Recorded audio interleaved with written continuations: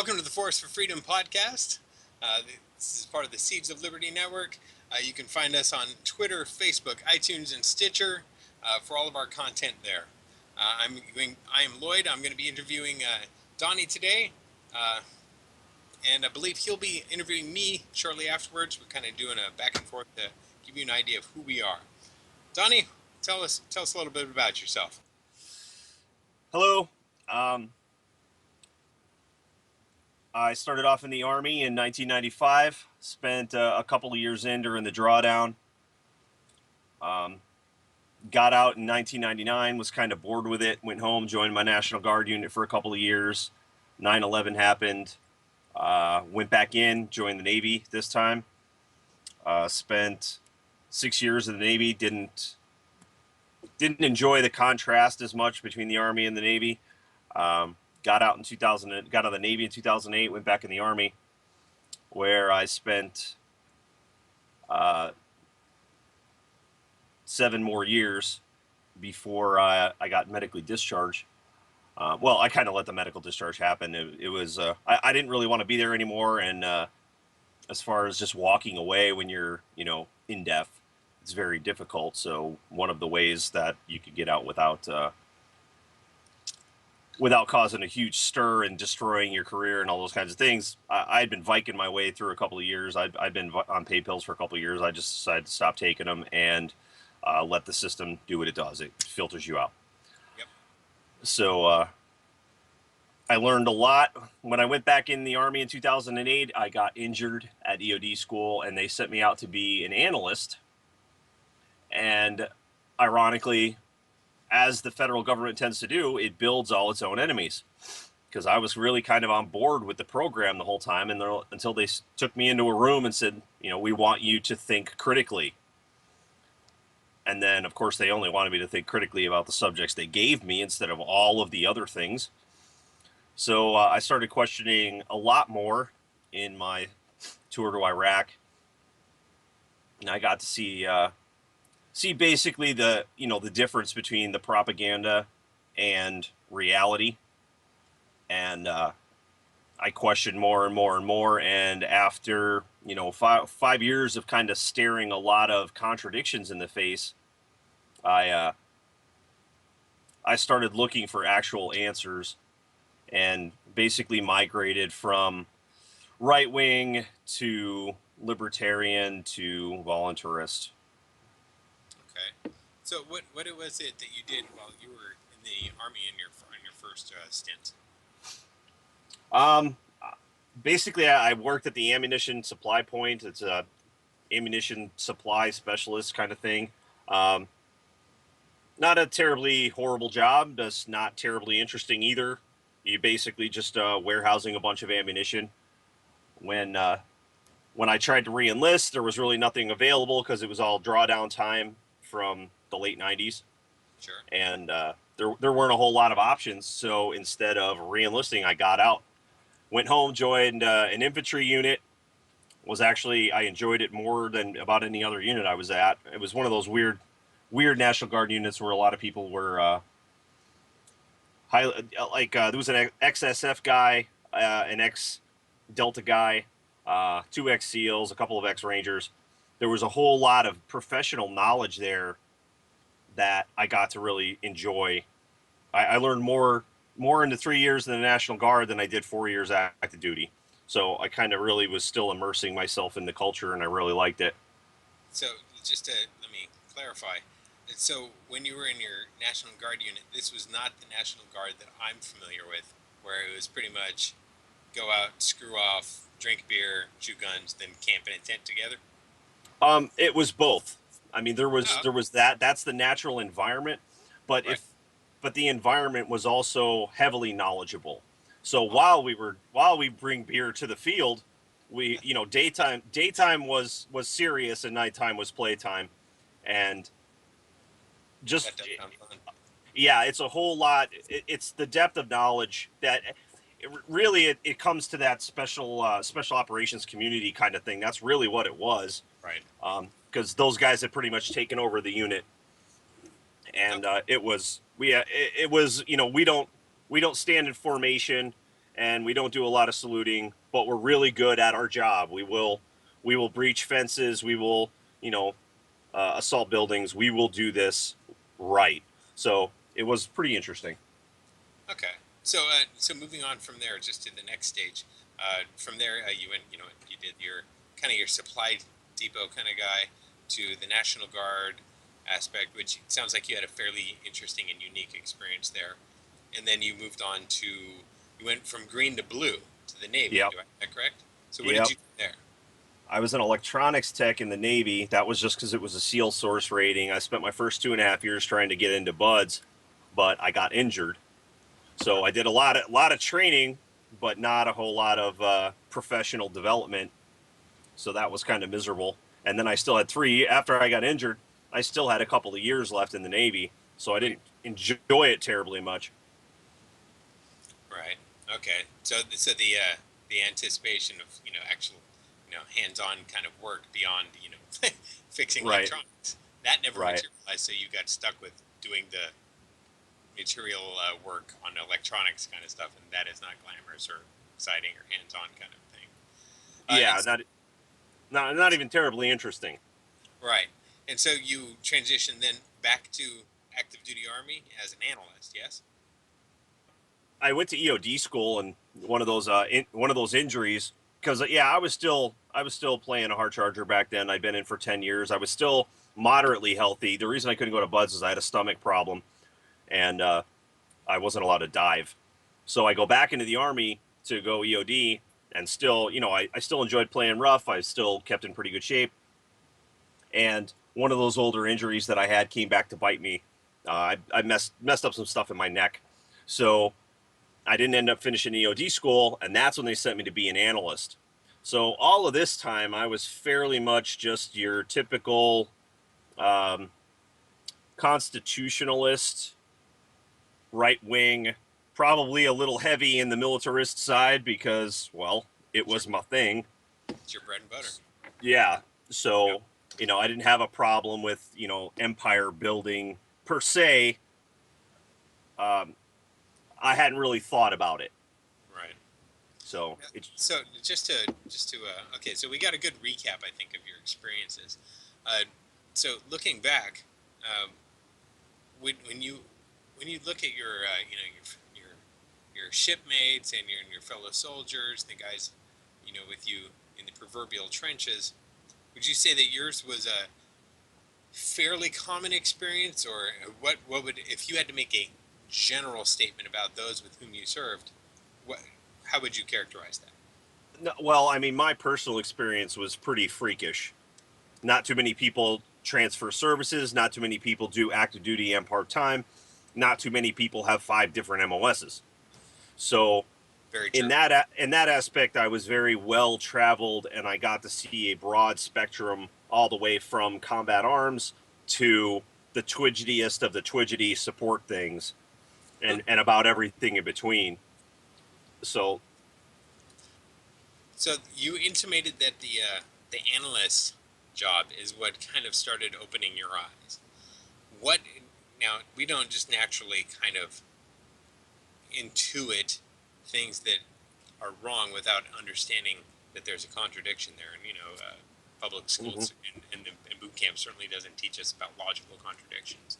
right. So, what was it that can you find or define a specific point at which something clicked and you're like, I need to do some more research, or was it a gradual build up? Um, the analytical side of just doing that job, where you have to take things apart and, intentionally remove your biases and look at things as, look at things from your side, now look at things from the enemy side, now look at things from just a geopolitical side or an economic side. Like, find all of the things in this situation. And it was essentially, here's all the information, put the puzzle together. What Right. we're trying to find out what the situation is on the ground. And when you actually start seeing intelligence reports, and then you're like, okay, so the commander wants this, and that's fine. He might only want one layer of it, but you don't just see one layer of it. So you start seeing, well, gee, this guy, like, you're going through different target packets that you have of different individuals, and like this guy just feeds his family. Why are we hounding him so bad? And come to find out, he's just all he wants is America to leave. Right. And then this other guy is a professional rapist, and he's been one for 20 years. So you're like, okay, well, this guy's clearly a scumbag. He goes right to the top of the pile. But you start wondering, like, why are these very benign humans in here? Why do these humans hate Americans so much? And then you get to see just the stuff that you're not even looking for that kind of comes in about how basically the U.S. is trying to do an economic drug deal. So because they're trying to do something, this whole other group of people who really don't want anything except to flourish and prosper like any other human on the face of the planet wants, all of these people are bad because they don't have American interests at heart. They have their own interests at heart. And it takes a pretty hard head to just look at a bunch of people living in a dirt hut on the ass end of creation, and all they really want is, electricity. And we're like, yeah, we're going to make sure those sons of bitches don't get electricity. Like, whoa, there's a line here. I came here to kill the rapist. The professional rapist, yeah, let's J-dam his house. But this dirt hut, the bomb costs more than the dirt hut. Right. Sorry, you got me with the J-damming. That was good. Okay, so I hope our listeners actually get as much entertainment value out of that one. J-damming a rapist, that was just fantastic. J-dam for the unwashed is Joint Direct Attack Munition. It's basically a 2,000-pound bomb with a GPS-guided kit. It's going to hit within 5 meters of that person with a blast radius of like 75 meters. So, yeah, it's good. And right through the concrete wall. Yep. Yeah. Concrete wall, and if you mess with the fusing, you just drop the bomb like 60 feet under the house and let it explode and let the house fall into the hole. Yep. So. Okay. So yeah, I think that's a good synopsis of your military service record and kind of what started opening your eyes. Okay. So once you got out, MedSep, out of medical separation. For the unwashed, as you stated. And so once you med-sept, what did you do? I've only been med-sept for about 90 days. Most of my learning and knowledge was my last like 4 years in, where I had kind of once I realized that my choice of being a Republican was to vote for Mitt Romney. Okay. And that sad moment where you're like, I really don't want to kill myself, but I really don't want to vote either. Right.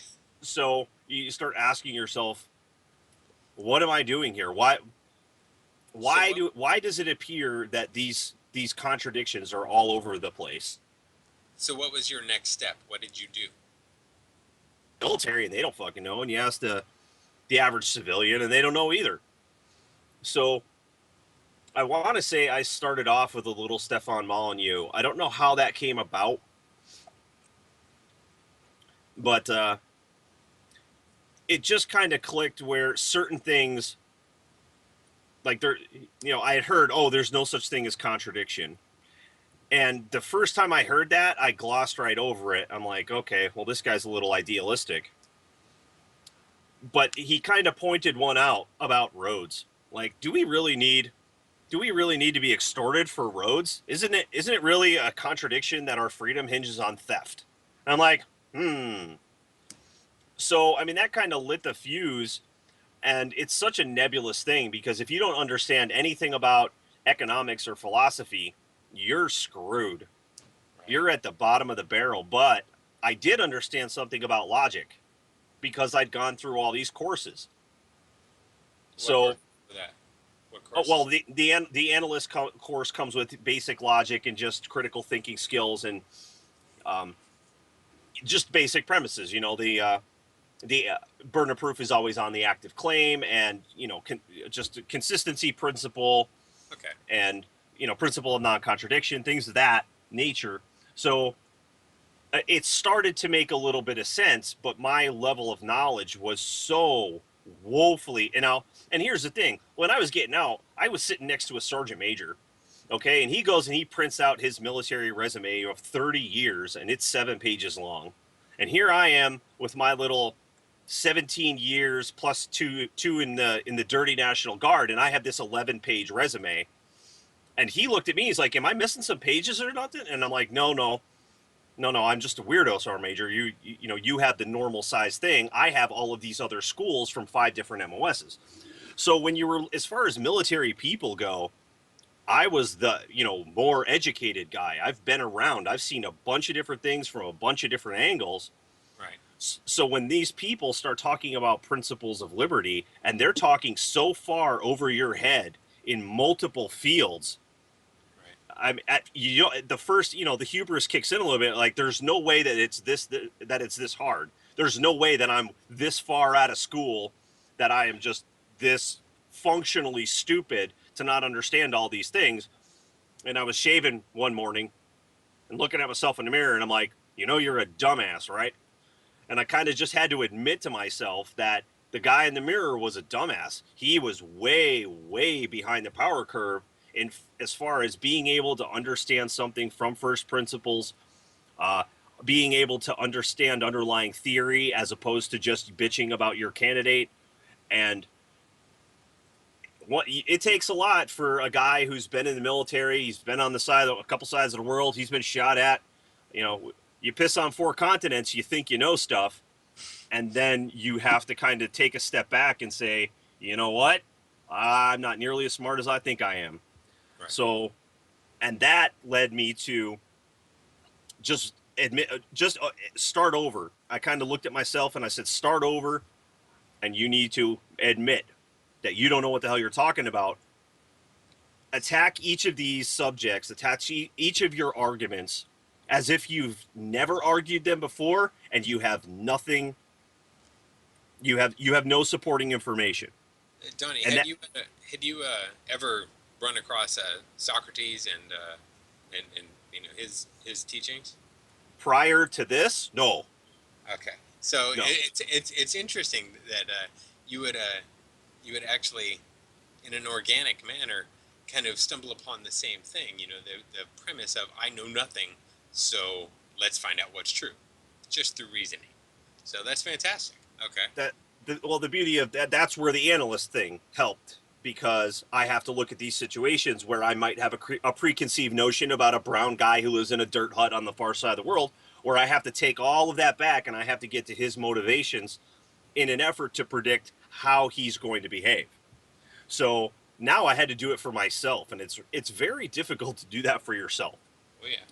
But with the right amount of hard liquor and motivation, you can get there. Yes. I'm living proof. The spirits are on tap tonight. All right. No, fantastic. no, it's tea. It's tea. Tea tonight. It's tea for you tonight. I actually, I'm normally a bit of a teetotaler due to economic requirements, but tonight I decided to splurge a little bit for a little bourbon. So I'm enjoying some bourbon, water, and lime. But so your kind of transition is an interesting one in that you kind of stumbled into logic because the military kind of gave it to you, if I have this right. And Of all places, right? right? And then you utilized what you were given as they intended you to, but not for the purposes necessarily in addition to what they wanted you to use it. Yes, I used the toolbox in the correct manner on the wrong target. So the slave master gave you the keys to keep all the other slaves in chains, but you kind of just freed yourself. Not a moral castigation here, but hey, you recognize the value of what you have, and you were able to use it to get out of that. Yeah, I kind of have this weird self-deprecating sense of humor, and there things that are funny even if it's at my expense. So I kind of had this innate ability to look at myself, tell myself that I'm wrong, and then be open to other arguments. Right. So I started, and the real transition didn't really come from libertarian. It actually came from liberal arguments because I was such a right wing guy that uh, were were sound. You know what? Why can't the man marry the man? Right. I mean, how is this functionally any different than me marrying a woman other than a gender bias? And Right. then having that talk with somebody is when some libertarian chimed in and said, you know, why is the state involved at all in marriage anyway? And that's kind of really where it happened. I dated a libertarian uh, girl in the army, not the libertarian girl, but a libertarian girl, and they say the easiest way to learn a language is horizontal. Well, the easiest way Truth. to proselytize your political views would definitely be horizontally. So she made some really good points, and I really couldn't answer them, and that's really what kind of got the ball rolling of really fast because my transition from just a little right of Attila the Hun to full blown anarchist was only about 2 years. That's pretty staggering. Well, I'll count you as a smarter or or at least more intuitive person than myself in that regard. Well, that's fantastic. Truth be told, it's probably more about humility, and how does one pridefully say that they're humble? But it really was just okay. I have the ability to be wrong, so let's work each problem from the ground up and listen to other arguments. And if you are wrong, just admit it and buy it. Don't sit around like you did the first 20 years of your life, well, adult life, and make excuses and try to make it fit into your preconceived notion. Just start with a clean slate, work the problem out, do it in chalk until you could do that problem from scratch in your head every time, and then we can write it down and call it a good proof. And that was pretty much it. So, what brought you to this point from that first dabble? You got that exposure to Molyneux. Uh, where did you go from there? Recognizing my shortcomings, I didn't know anything about economics, and I didn't know enough about philosophy to fill in the gaps in the knowledge. So, and really, it's kind of a 3 point thing where logic and economics and philosophy all support each other, Sure. and at the same time, they form their own argument from a perspective, and then they all tie in together. And when those three things tie in together in harmony, there's really no way to deny that anymore. Amen. If it's logically sound, if it's philosophically sound, and when you look into the world and it makes sense in an economic perspective, you've pretty much gotten about as much as a human can know. Awesome. And Ayn Rand was right. There are no contradictions. If you find one, check one of your premises because they're wrong. It's really that simple, but the hard part is giving up your preconceived notions and accepting that one of your premises was wrong and then making the adjustments. And usually you have to fill in that knowledge gap to actually make that adjustment. Because you're not going to take that on faith because you've already decided to stop taking shit on faith. So now you have to go and learn something to fill that gap in your knowledge. Oh, okay. Uh, Regardless of whether or not you think taxation is philosophically sound or logically correct, economically, this creates waste. This creates a middleman that's not even going to do you anything, or if it's doing something, it's not going to bring it to you in a cost effective, sustainable manner, et cetera, et cetera, et cetera. All right. Well, thanks, Donnie. So now we get to kind of switch roles here, and just let the listeners know the kind of perspective and/or show focus of this Force to Freedom podcast is the perspective of the state from anarchist military veterans, not minarchists, not libertarians with the capital L, anarchists, people who have taken that logical principle to its logical conclusion. Um, So we're kind of looking at things from this perspective, exploring how our you know our our histories and our understanding of things based on our experiences and empirical knowledge have influenced how we have arrived to this place. Because gentlemen like Ludwig von Mises and Robert Higgs and Stefan Molyneux, none of these guys are military veterans. Their arguments are all fantastic. They don't come with that added perspective. So we would like to consider this not a value-added tax, but a value-added freebie, if you will, if there is such a thing as a free lunch, which there isn't. So just to add that as a kind of a segue between our two segments, I believe at this stage Donnie's going to take the reins, and I'm going to be under the microscope. All right. Well, Lloyd, give us an introduction how you started in the military. Oh God. Okay. So much like how you were kind of like the blue fish in a school of red fish with your really eccentric military career. I started off as the blue fish as well.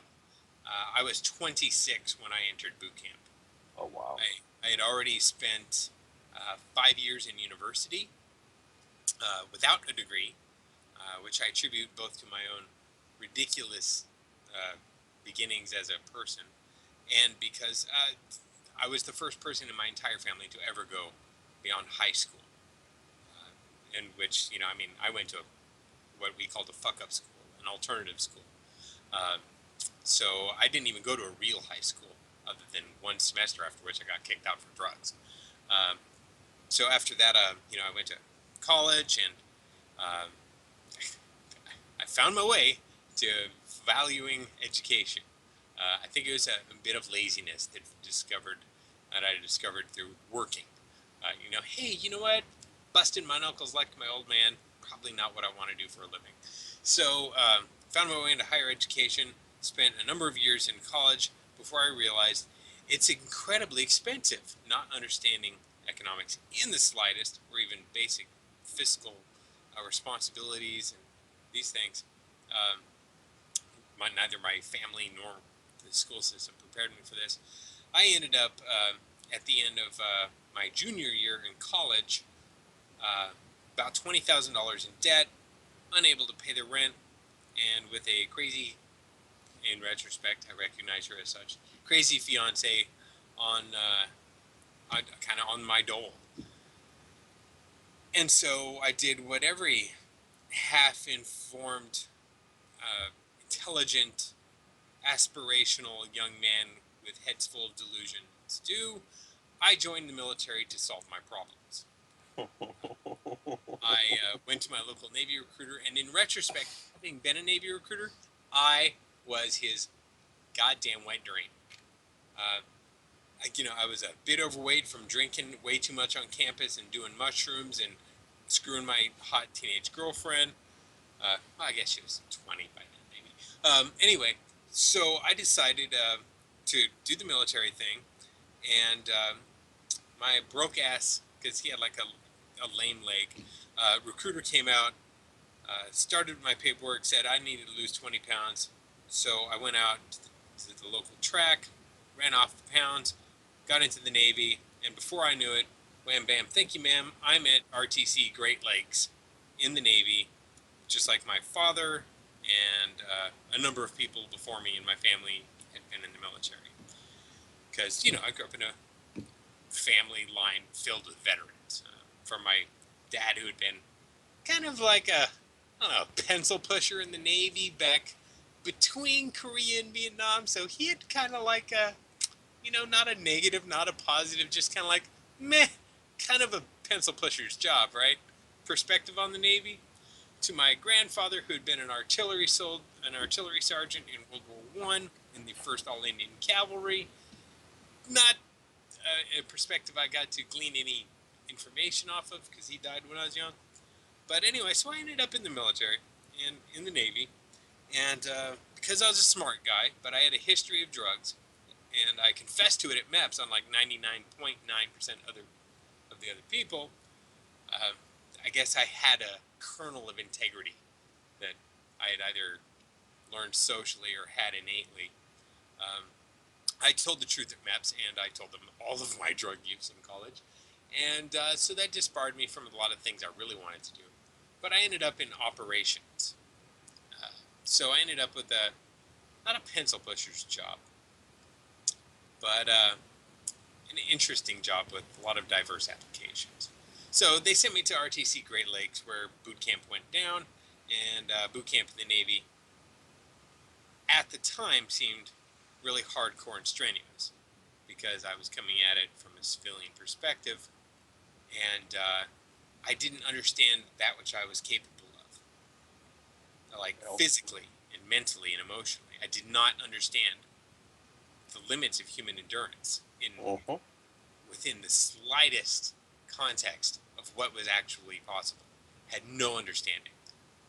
And before 9 weeks were over, I had run 5 miles flat out in boots, in full kit, with an 80-pound bag on my back. And, while it was exhausting and miserable and everything, I was able to do it. And just the recognition that I could do something like that, where I remember being in like the high school in the first semester or whatever, and I could do that mile, but I was straggling up the end because I had no ambition. I didn't want to be there. I didn't want to be running the mile for some stupid dude PE teacher credential, and man, I did not give a damn, and I had no personal investment in this. But by the end of boot camp, and mind you, it's not a Navy boot camp isn't exactly the Marines, where you're indoctrinated heavily.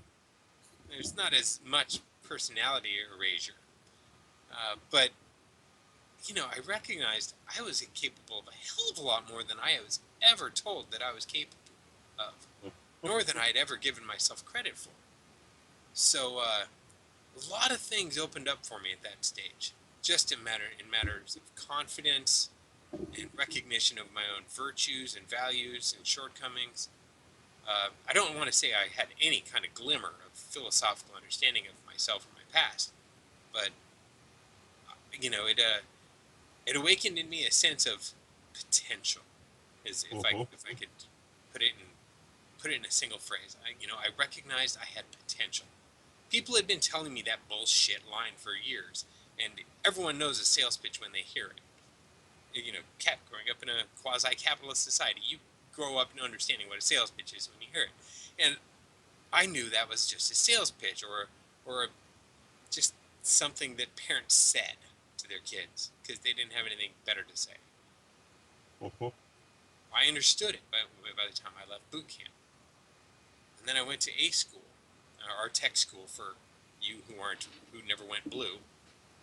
And as an operations specialist, this was a lot of classwork, basically, because they didn't have funding for a bunch of rookie-ass dummies to sit behind multi-million-dollar radar arrays and, Uh-huh. play with things. Yeah. No, no, no, no. That happens later when you're in active duty and lives are on the line. God bless the Navy. Oh, For it's not just the Navy. I could tell you pretty no, much every school that you're ever going to go to, with very token except not none of them are A schools, but you'll go to a school and it's basically this is how to not lose your fingers doing this job. The rest of it's OJT. right. That was basically it, right? Well said. Mm-hmm. So, we got taught the book functions of what we might be doing, and it really depended on where we went to because our rating as an operations specialist, and it's a contradiction in terms. In operations, you were a generalist. You were not a specialist. Mm-hmm. Uh, so I was taught everything from amphibious landing operations to radar to communications through radio, through SAT, through everything. Pretty much everything at the tactical level, other than pulling the trigger of a gun, was part of our bailiwick. And so that was kind of ground into us as best as they could. And I had some pretty good instructors. As dickhead and narcissistic and everything as they were, they knew their shit. And they were very high performers in their their rating, Mm-hmm. they taught us as best they could, and I learned as best as I could at that time. And mind you, during this time, we're in Dam Neck, Virginia, and there are SEALs training not a kilometer away from my barracks, and I'm running across them on a pretty much daily basis. And they're doing something, some kind of training. What it is, I'm not exactly sure, but I know that there are live fire exercises at least twice a week, and you see rockets going up and everything else, and it's entertaining and it's intriguing, is what it is, really. Mm-hmm. But it doesn't really make you think; it just makes you wonder. So I get out of A school and I'm like, I don't know, third of my class or something like that, and because we had a couple really book smart guys in there who were fantastic, good guys, and good kids really, because there's the elder. I was kind of almost the mentor to a lot of the guys who were coming through with me in boot camp in A school, because the average age of the sailor is 19 when they get to the ship, and I'm 26. I'm like the age of my LPOs, the leading petty officers who are in charge of the entire division, right? So I walk into A school. I do all this. I come out and I get orders. I get my choice of orders, of course, because that's how the Navy operates. Limited choices, but you get the illusion of a certain amount of choice and an actual amount of certain choice. And so I chose to go to a carrier because I get motion sick, and yet I joined the Navy. Mm-hmm. Brilliant self-knowledge, right? So Mm-hmm. I end up going to a carrier based out of Washington State, which I figure is great. Washington's nearby California, where I'm originally from. Yeah, I'm a reformed San Francisco liberal. You got me. Uh, so I get to Washington. I see this thing. It's the size of a lot of the small towns in Central California. It's half a mile long. There's 5,000 people on board. It's entirely cramped quarters. It's everything is Spartan, functional. Everything that I had seen in boot camp and A school didn't even prepare me for this experience. Other than the sea stories that maybe my A school instructors in RDCs had passed on to me, in a can you believe it or not kind of fashion. So um, I get on board, and within 6 months, I divorced my wife at this point, the crazy psycho from college, because I recognized she was just poison. Um, even those who lack self knowledge can recognize when they're drinking poison once you see the skull and crossbones on the side of the bottle. Yep. Uh, and I might give a little shout out to Tom Lawrence, who actually told me straight up, and as a former Marine himself, hey, she's poison. Don't ever bring her onto a freaking military base. She'll kill lots of people. So, uh, so I was like, wow, trigger. Anyway, so I got out of that whole situation, um, and I went on my first cruise as a in process divorcee, and on my first cruise, it was pretty uneventful. We plowed through two hurricanes in the Atlantic, or I'm sorry, the Pacific.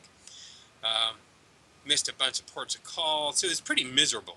For 180 days, we managed to land two ports, uh, Jebel Ali in the United Arab Emirates, and in Perth, Australia.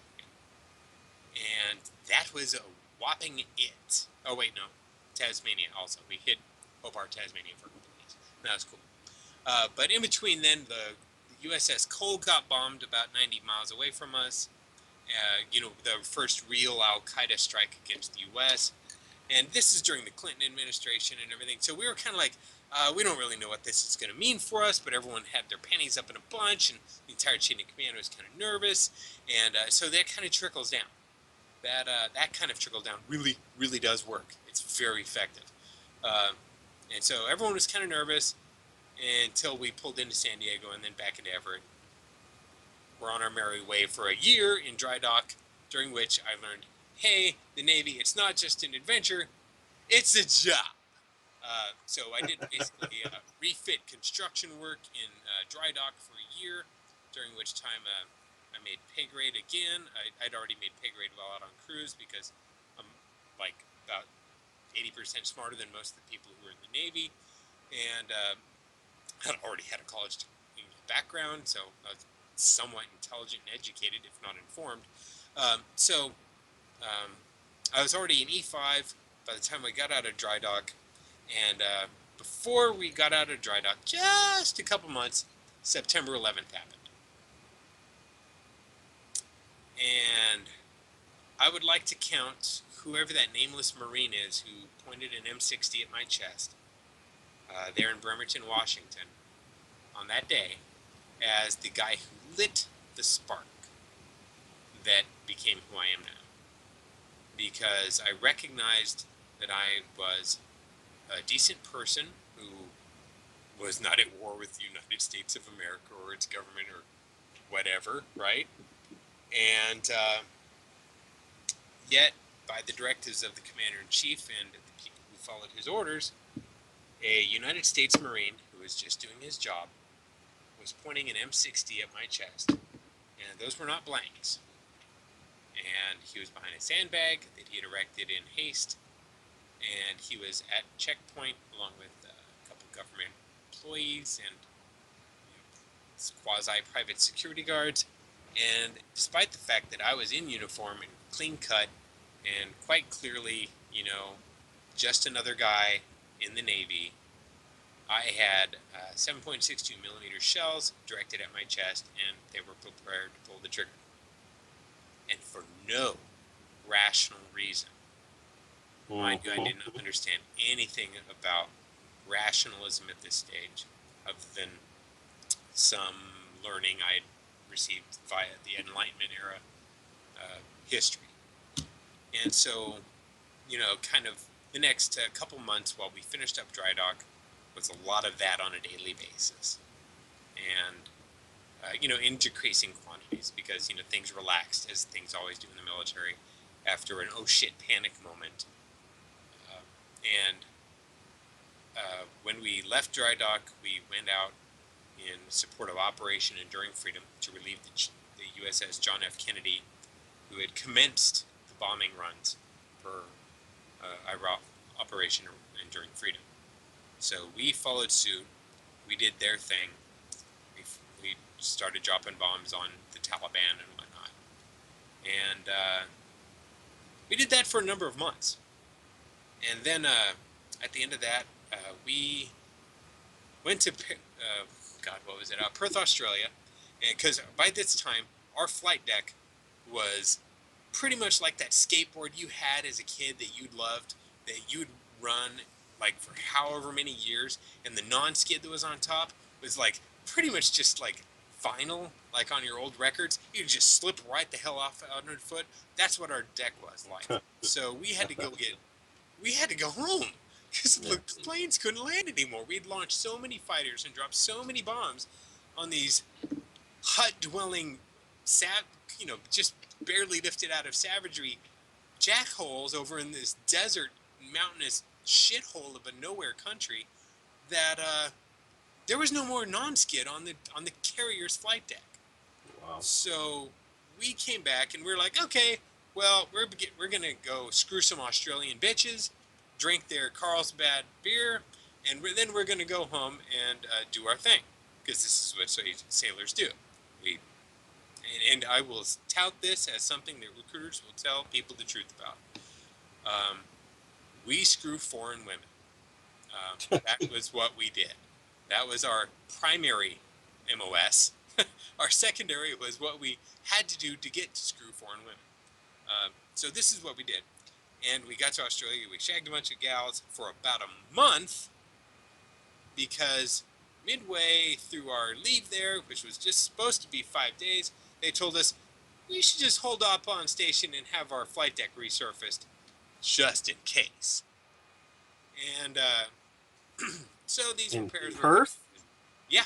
Of all the bad, horrible things that could ever happen to somebody, huh? Stuck in Perth for a month?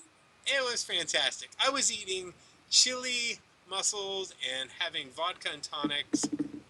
Like, that was my breakfast every day for about a month. Thank you, taxpayers. And you know, a different gal. I'm not a whore, so it was like every week. Um, so it was a relatively pleasant experience. And you know, the high female to male ratio, Australia is a very male friendly place in that regard. Uh, so we spent a month there, basically in debauchery. And when we left there, it was to go back to the Persian Gulf to remain on station awaiting orders. And the admiral, who was my wife's at the time, not wife at the time, mind you, but my present wife, her commanding officer was the admiral. His directive to the crew was to get over it. Some sympathy and empathy and being able to relate to the people under you, right? So we'd already been on station and deployed for 6 months, and we got basically assigned to an indefinite cruise. So we went back out to the Gulf of Oman, and then we cruised into the Persian Gulf. And due to the nature of the job that I had, the only people before me who got to see the launch orders for Operation Iraqi Freedom were the ITs who funneled the message traffic. So people like my wife. And so I channeled these directives to the tactical action officer and the captain, and they started launching fighters, and I got to see the world's most amazing and expensive fireworks show. There's nothing quite like a couple hundred Tomahawk missiles being launched within a couple minutes to really make you go, holy shit, Star Spangled Banner my ass, right? So, hey, you know, that fireworks cost you probably about $1 billion, just saying. So I went out onto the smoke deck, even though I'd quit smoking by this time, and I watched that going down, and just the recognition based on intel and everything that was going on just kind of clicked in with the whole, wow, there's got to be a more cost-effective means of, you know, taking out the bad guys. Like, we have these SEALs guys that I've met, and I've even, you know, helped with a little, in a very incredibly minor role as an operations specialist, kind of conduct their training. You know, those guys are kind of competent. They know what they're doing. Why don't we just send them in instead of, you know, like 80 aircraft and multiple dozens of Tomahawk missiles that cost like $250,000 a piece, and all these things, right? And it's just the economic waste at this moment. It's just like triggering me, and I'm like, wow, this is like the most expensive fireworks in history. And then I go, this is like the most expensive fireworks in history. And it really dawns on me, and I'm like, son of a bitch. And part of my wages are paying for this, which is the ultimate irony, right? The wage slave in labor to the government is actually paying part of his own wages. It's circular reasoning only the government can come up with, or accounting, if you will. Karl Marx did it just fine. Right, yeah, no shit, right? You just throw that whole rationalism thing and throw it out the window, and let's go through the LTV, which is totally arbitrary. But anyway, so we get out of 3 more months of dropping bombs, this time on Iraqis, cause freedom, and we're sailing back to San Diego, and finally people are like, about damn time, right? Because we'd been on station for almost 10 months, and for the Navy, I mean, this was the longest carrier deployment since World War II. So we were kind of like, it's about damn time. You know, we signed up for 6-month cruises, not, you know, Gilligan's cruise, okay? So we get just outside of San Diego, and we're told to hold on station again. And we're like, Whiskey, Tango, Foxtrot. And then it turns out the president's flying on board the ship. So, dog and pony show ensues. Everyone spends 2 days cleaning the ship that has been through just absolute shit for like 10 months. And then the president flies on board in his ever famous flight suit, you know, And it was, to give him his credit, he flew on board and landed and got on board. And later that day, he did his mission accomplished speech on our flight deck. And I was out there in that throng of people. And my wife was one of the people in the uniforms behind him in the bleachers. There were arrayed behind him. And she who would become my wife anyway. And the kind of just pageantry and bullshit that went along with that helped, just another brick in the wall of, this is such bullshit. And so that kind of just triggered me a little bit. And really at this stage, I was not a rational guy, had no grounding in philosophy, nor empiricism, nor anything. And so it was just another trigger. But it was useful. And so that kind of, and shaking Bush's hand, and the smarmy kind of politician, I got the kind of sense from him that he was sincere, like he honestly believed the bullshit, whatever he believed. So like he was probably no better than your average voter, which kind of makes sense. Because I remember meeting Bill Clinton during the inauguration ceremony of the first university I went to, which is just weird coincidence, right? Cutting ribbon ceremony bullshit. And he came across this used car salesman from Jump Street. And, it's kind of weird that I met two presidents and I had no intention of doing either, right? Not going out of my way here. They come, and not even for me, but just for the fucktards who are surrounding me. So it tells you how brilliantly I chose the people who I surrounded myself with. But anyway, so this whole bullshit happens. The mission accomplished speech, and our mission was accomplished, so there was truth in that. But the overriding message to the American people was that, and it's over now. And that was horseshit.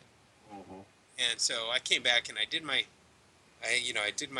last tour of. I did another deployment. And that was basically fishing bodies out of the drink after the tsunami in the Pacific. That was pleasant. And then I became a recruiter for 3 years doing sales work to try and convince people to join the Navy. And I did really, really well at that because I just didn't lie to people. I just told them the truth. And I did it from an entirely consequential standpoint. Not that I was really understanding how things were going then in my mind, but from a consequentialist standpoint at that stage, I told the kids and the young men, because I mostly recruited college-age guys and high school seniors who were really smart, because I basically filled the nuclear recruiting goals of one of the ships for that year, each year I was in. So I just told them the truth. It's a job. It's not an adventure. There's some good fringe benefits. If you're not signing up as a nuke, yeah, you know what? There's a chance you may be sent to shit to, get shot at and be in harm's way. But otherwise, that's not really the Navy's job unless you want to be some gung ho asshole SEAL, or or dumb as a box of rocks and want to be in the construction battalion of the Navy, work primarily with the Marines and the Army. Unless you're one of these guys, in which case I'll sell you that job because there are benefits to that too. It's entirely consequentialist. Here's the features, here's the benefits, here's the cons. Yes or no? Yes? Cool. Sign on the dotted line here, here, here, and here. Let's go to MEPS. I'm going to get you your physical fat ass and maybe see if you're qualified. Otherwise, shut the fuck up, get out of my office. I have more important things to do than deal with another whiny ass civilian who doesn't know what he wants, just like myself 10 years ago, whatever, right? So, not a lot of empathy from me back then either. Not a hallmark characteristic of military people. No. Empathy that's kind of beaten out of you in boot camp usually. Because you need the uniformity of purpose and directive and personality type. So being able to relate to your fellow guy, you don't want to do that. Otherwise, you'll end up with an RDC and a bloody tatters on the floor, instead of, 80 people in a barracks, doing physical exercise so much that the roof actually sweats their own sweat back down onto them in the form of uh, uh, precipitation. Yeah, you don't want that. We've Been there. yeah, that was always great. Make it rain. PTing until the building sweats and rains. Always fun. But so I ended up getting out of the Navy in '08 because it was never my goal to be a career military guy. Never wanted it. I can chalk that up to one of the very few positives of liberalism is that I never held the military in any kind of high esteem. Kind of a reverential perspective in a way because my family history with it, but never in any particularly high esteem.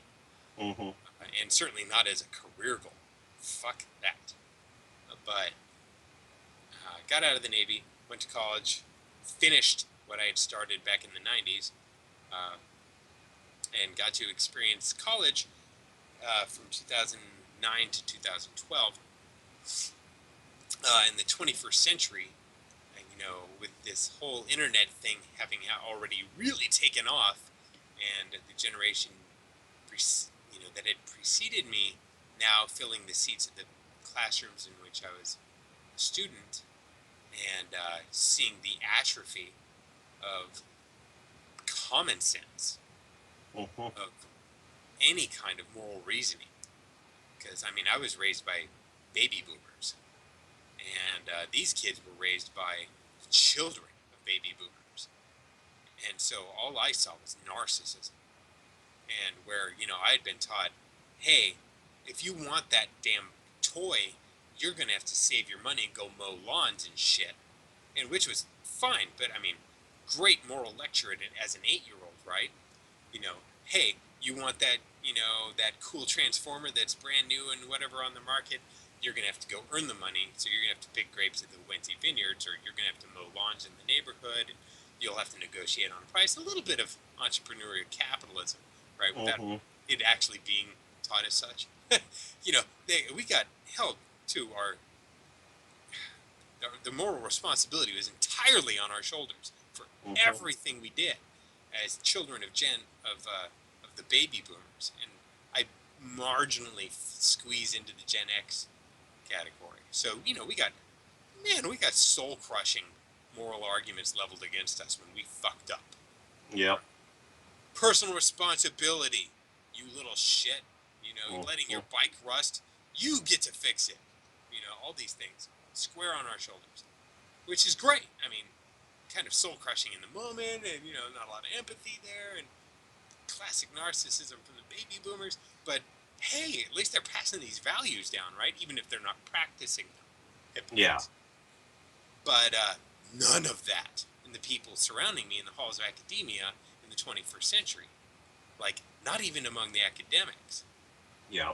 And it's shocking because, in a way it's shocking.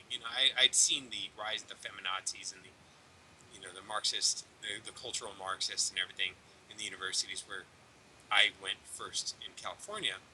But then to come out to God's country, central Illinois, where it's all corn and Bibles and shit, and to get the same exact treatment. Yeah. And I was like, son of a bitch. Okay, so kind of expected at the school that Clinton inaugurates as kind of a government program, to get it at a 150-year-old teaching school in the middle of God's country and get the same exact propaganda.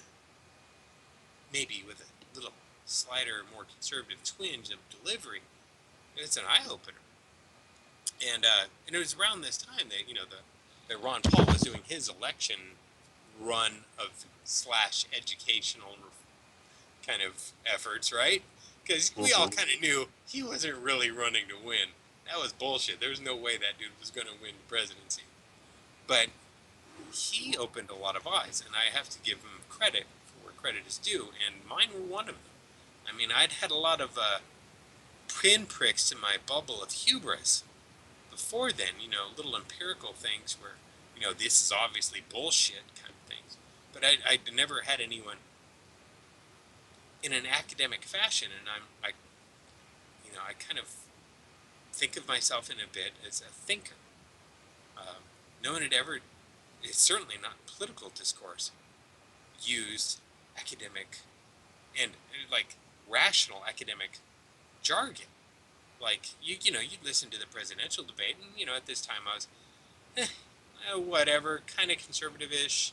I'd listen to Rush, and, I'd agreed with some of what he said, but, a lot of it was just kind of garbage. I mean, I grew up in California. Gays, what? I don't give a fuck. My gaydar is finely tuned, and I don't give a damn. They're the best people to take with you to find the good clubs, right? And, they're good friends. I mean, all this social conservatism was just bullshit. But a lot of what Rush made sense when it came to economic matters. Stuff like this. Common sense rings true regardless of the source, if you're not a complete ideological bigot. So, getting to this point, hearing Ron Paul talk versus, Giuliani on that stage, and I'm just like, God damn, there's something about this guy. And I don't, necessarily think he's ever going to be president, and I'm not going to go vote for him or anything, but he makes sense. I got to look into this. It was what it came down to. I got to look into this. There's something there. It was a persuasive argument, and delivered by the least persuasively rhetorical person in the world. Because, the guy's just, Ron Paul's just a terrible speaker. But, he delivered it, and he got the information out there, just enough of a tease of understanding of liberty that I was like, I got to understand more. So I spent my last year and a half, 2 years, I guess, in college, basically double majoring without actually having a formal major in political science. I did a lot of work in political science in the classroom, and 3 times as much for every hour I spent for classroom work, I spent 3 times as much on my own studying political science, and it had kind of just been a bullshit hobby before then. And I'd always been a fan of history, so I really started getting into empirical history and the people's history and stuff like that. So looking at actually starting to regard the leftist perspective of history in not in a manner in which I take it at face value, but maybe there's something of value here to be derived. And so I started looking at that, and then I read the Patriots' history of the United States, which is fairly empirical, but with a right-wing bias once the modern era takes hold, right? And I just started balancing these things out in my mind for that which is factual and that which is obviously spin. And then I ended up kind of starting to pursue philosophy once again because of Paul and introducing me to Mises. And I started studying economics, and economics kind of led to philosophy. And for a while, I was a consequentialist as kind of a nerd for economics. And economics just really didn't. I noticed when I talked with people, especially other philosophy majors in college with me, that consequentialist arguments really didn't. They weren't very persuasive. So what did I ended up doing was I ended up looking up philosophy on the internet, and I started really looking, and I went to University of Stanford, and I pretty much consumed everything they had, and because I'd been taught from this university academic standpoint that you have to have verifiable sources that you can cite and all this. This was kind of ingrained in my mind, so I kind of averted from YouTube. And eventually I ended up saying, okay, well, I've kind of exhausted some of these more academic sources, and I've got a decent grounding. I felt like I had a decent grounding in philosophy. And then I ended up stumbling upon Molyneux. And this was, I don't know, somewhere around 2011 or so, right? And, he'd already been going through years and years of this shit already by this time. So I was like, what the hell? This guy has okay, number one, podcasts, Whiskey Tango Foxtrot. I don't even know what the hell this is. I'm a child of the 80s, right?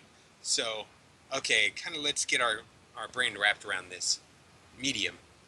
And then I kind of attached myself to that, and I started digging in more deeply, and so I discovered a number of history podcasts and other philosophy podcasts, and I just really started digging deep. and that led me to philosophically reevaluate myself, my history, my own upbringing as a child, my own how I started behaving as a parent, and I started really applying what I'd like to attribute to Socrates as the progenitor of the ideas of rationalism in the scientific method. I just started trying to think rationally, and I started digging from there on into Aristotle, because I mean, if you really want to understand what Socrates is talking about and his method, you gotta kind of end up going there. And of course, I dabbled with Ayn Rand in the times between, and she always had something very intriguing to say, but I never understood from what source she was deriving all these incredible insights. And then I came to realize she wasn't she wasn't espousing anything new. All Mm-hmm. she was doing was repackaging Aristotelian logic in a manner a little bit more consistent, more concise, and more digestible for the modern person. And that Mm-hmm. was it. And so I really, for a very short time, I think less than 6 months, I thought of myself as an objectivist. But there were just too many inconsistencies even with that. And Yep. so now I just consider myself a rationalist and a non-theist, and I assume nothing.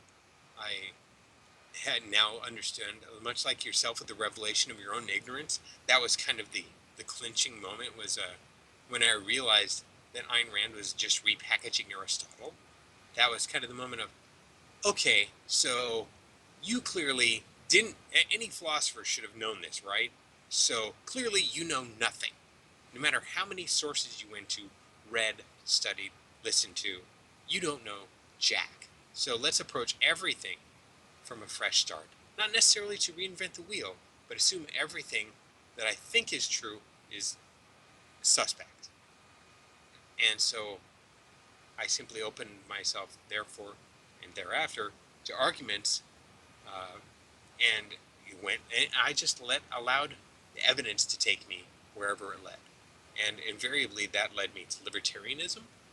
And then once I understood the principle of non-aggression, and its logical consistency, and how that actually functions as a social contract, if you want to use that term in Mm-hmm. gigantic air quotes. Loosely. Yeah, Loosely. yeah, yeah. Not the Hobbesian or Lockean social contract, but the Mm-hmm. big finger quotes, an agreement between people, right? Yeah, it made perfect sense because it was perfectly consistent. It made no obligations upon anybody other than, you don't mess with me. That's all. And it Mm-hmm. was, and it's that. And I'd always been a fan of Robert Heinlein since the time I was 14. And so I'd always had this kind of libertarian influence in my life without ever really realizing. And he called himself an irrational anarchist, in that he understood his idolatry of the American state to be nothing more than an irrational idolatry, but he loved it nonetheless at an emotional level. And yet, throughout all of his works, past his socialist days in the 30s and 40s, once he'd become self-aware, there's this consistent streak of the application of logical consistency in all his works, and this kind of has worn a thread through my life.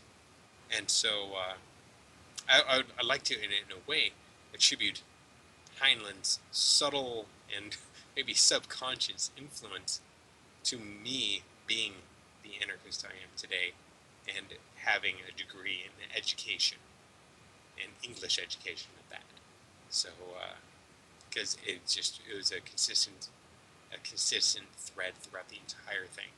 What do we do when we're not on pack? We read Heinlein novels because they're freaking awesome, you know.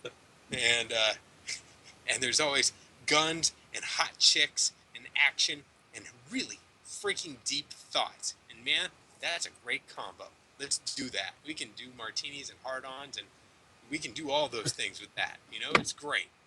Polyamory and all these good things. See, the So fun part, listening to you talk about how you start off, in college, and then yeah, you go through these phases to becoming an anarchist. yeah, And then I look at like the story arc of anyone in my family, and then the story arc of mine, and mine it compared to my forebears and those around me for my whole life, we are a very Hulk smash crowd. right. And you are the complete opposite of that. Like the complete total.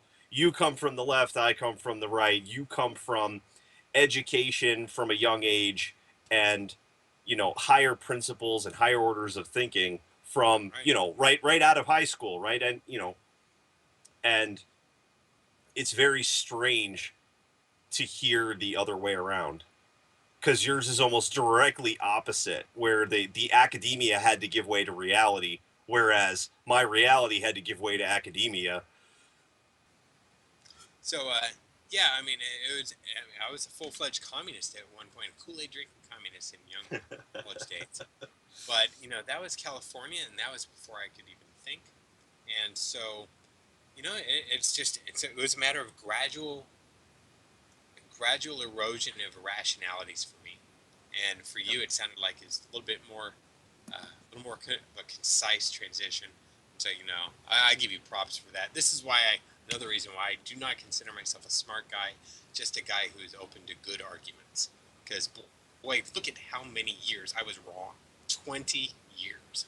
So hey, yeah, I could be wrong. I don't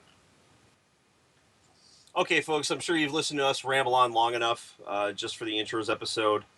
Our overall format is going to be 1 week. We're just going to tackle a topic, um, something that we'll drum it up with our friends on Facebook or whatever. Something that somebody's interested in listening to. We'll bring one issue to you at a time, and we'll try and keep it far less than this. We'll try and keep a half hour, 45 minutes, and then every other week we're going to do news, just news from a perspective that is uh, not Fox, not CNN, not shoveling shit in your direction, and we'll have 2 weeks in between episodes to give you guys a good solid chunk of how do people who give their significant portions of their life to the military suddenly turn their back on the system and become heretics. How does that happen? And I could tell you, there's no hate against people who are still in, and there's a lot of anarchists give cops and military really hard time, but in reality, those are the people, in my experience, are very closest to libertarianism. A lot of constitutionists. There's not a lot of liberals in the military.